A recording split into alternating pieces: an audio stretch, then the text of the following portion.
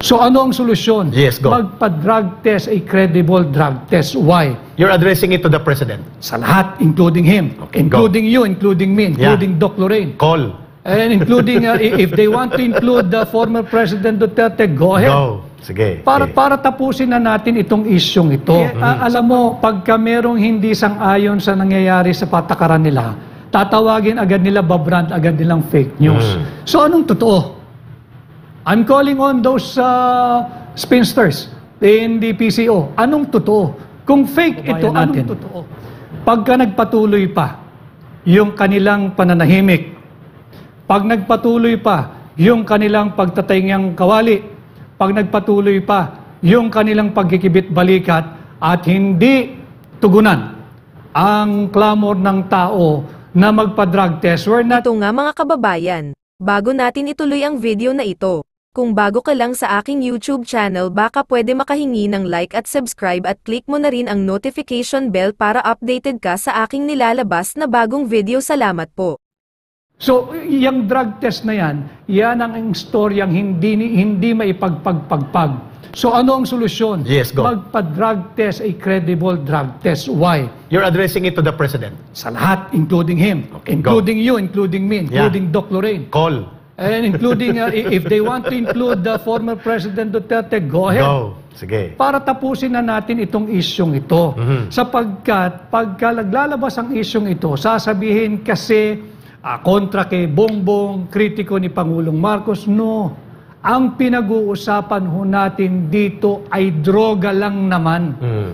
Sino sa inyo na gustong magkaroon ng kapatid, asawa, kaibigan, boyfriend o kamag-anak na adik? Or presidente na adik. Wala, hindi ba? Yeah, ako nagdugtong or presidente ng bansa na ina-allege at itinuturo na adik. Not even just the president. And Sino other ang officials. gusto mong opisyal ng pamahalaan na adik? Yun. Kaya Clear. nga ang challenge dito, Clear. dahil bahagi ako nga yung naglabas ng resulta At marami akong natatanggap na katanungan, pineki ko daw ba yung resulta, Isa pa yun. alam ko daw ba ang peke. So sabi ko, no, I am standing by the result that I have presented to you, to the public, to the Filipino people, way back in November 2021. Hold mo na, Attorney Vic. Ma'am Lorraine, go ahead po for your interaction for this very sensitive question of mental health, competence, moral question on the President about his involvement into drug abuse that affects now the entire office of the President and all decisions coming from it. Go ahead, Ma'am Lorraine. No, it's okay. Eric, just let ES continue. Yeah, Okay. I wanted to continue his trend of thought. No? Sige. Going, Thank you, Ma'am Lorraine. Yun nga, dapat kinakailangan magpa-drug test na. Harapin na natin yung issue sapagkat if you want to restore the people's faith, trust, and to the credibility and integrity of those who are in power, whether elected or appointed, drug test is the way to go. At ito'y dapat bukas at credible drug test. At the current, the President refuses and all his advisors and inner circle are not into it because they're calling it as fake news and harassment to him. Alam mo, pagka merong hindi sang-ayon sa nangyayari sa patakaran nila, tatawagin agad nila, babrand agad nilang fake news. So anong totoo? I'm calling on those spinsters in the PCO. Anong totoo? Kung fake ito, anong totoo? Then present something that is real. Logical. And the most acceptable document na kaya nang patayin ang isyong ito is a credible drug test using yung follicle ng buhok ng subject. We support. Agree. Attorney Vic, may tanong na pumasok dito. Medyo mabigat siya na tanong. At ito ang kanilang sinasabi. Pakitanong ka, Eric, kay Attorney Vic Rodriguez because he's now facing the country, the nation, the people. Does he believe, or do you believe, ako na magtatanong, that until now, Marcos Jr. is into illegal drug abuse. And that is the reason why he cannot decide correctly, properly, how to execute the powers and mandate given to him as the president. If this... Eric, Ma'am, go ahead. Eric, ano pwede padagdag doon sa tanong ni ES? ES, yung napaka-relevant nung tanong na yun ni Eric, no? Kasi as a doctor, ang nakikita ko kasi nakakagulat itong mga pinaggagawa ni Bongbong Marcos, no? And parang from my perspective, the only explanation to a lot of these weird things that he's doing is really his continued drug use. No? Okay. Thank you, ma'am. Yes. Go ahead, please. I would like to reserve my thoughts on this for now. Yeah. But my answer to you, Eric, at Doc Lorraine, at sa mga kababayan natin, pagka nagpatuloy pa yung kanilang pananahimik, pag nagpatuloy pa yung kanilang pagtatingang kawali, pag nagpatuloy pa yung kanilang pagkikibit-balikat at hindi tugunan ang clamor ng tao na magpa-drug test. We're not zeroing on the President alone, but across the board, lahat ng mga opisyal na nanunungkulan sa pamahalaan, ay sa tingin ko, papunta na ron ang aking paniniwala. Ayun. Sapagkat hindi mo pwedeng basta ikibit-balikat ang bagay na ito. Yung mga kapatid nating kasundaluhan, periodically, kayo po ay pinag-undergo Yes. ng credible drug test. Required. Periodically, yung mga kapatid natin, yung mga kapulisan, kayo ho ay hinihingian ng periodic drug test.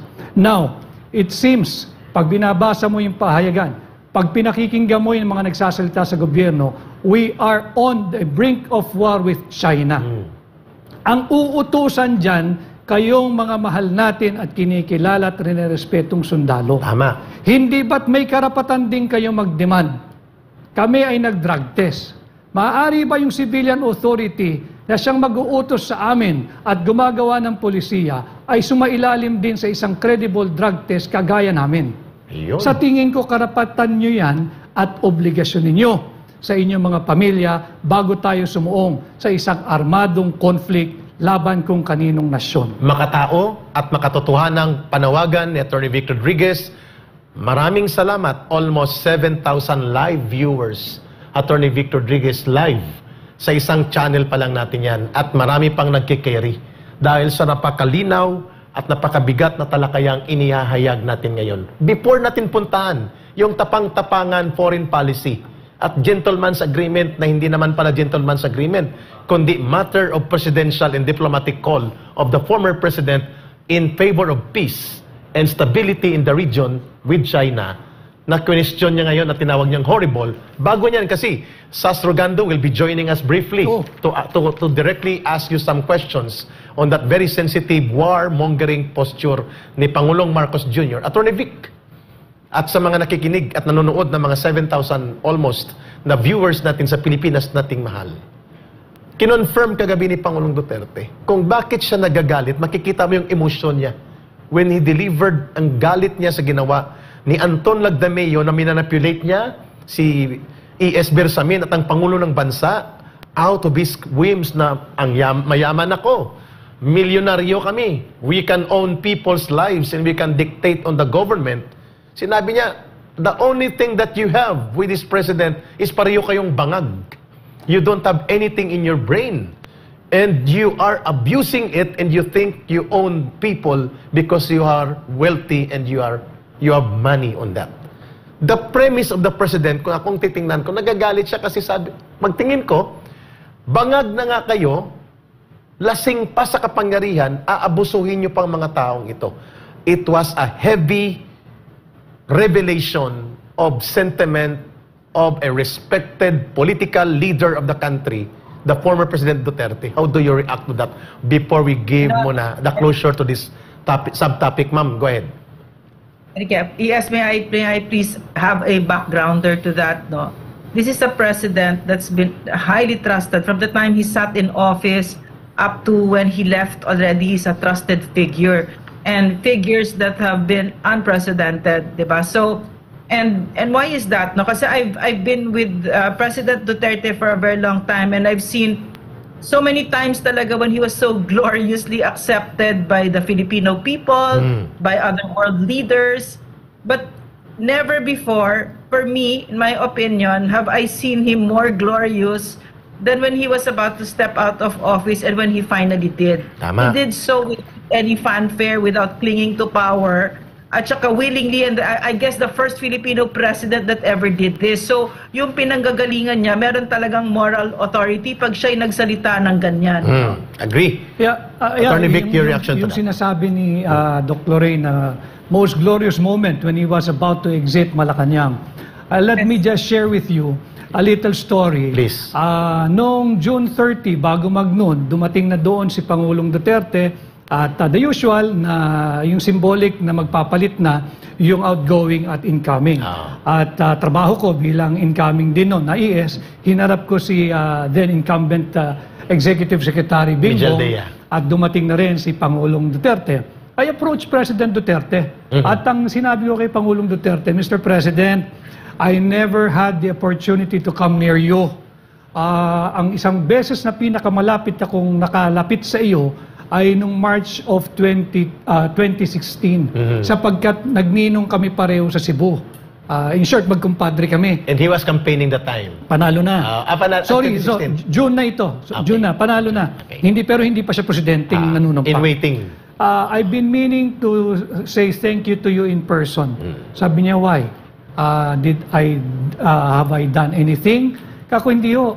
Yung inyong programang anti-drugs, I feel safer now. At yung mga anak ko, way back in 2022, ay higit na mas bata. Isang 13 years old, isang 12 years old, isang 10, isang 7.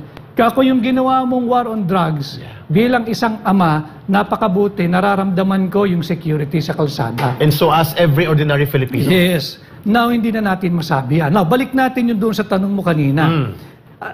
Ulitin ko, let's approach this issue with an open mind. Yeah. Itong isyong to is a story that will not go away. Yes. It's been there, lumabas yung 2012, sinabi, peke, may denial ang PIDEA. Here comes President Duterte again, manifesting last night in his press conference that he was given, or he was shown, a PIDEA report at naroroon yung pangalan.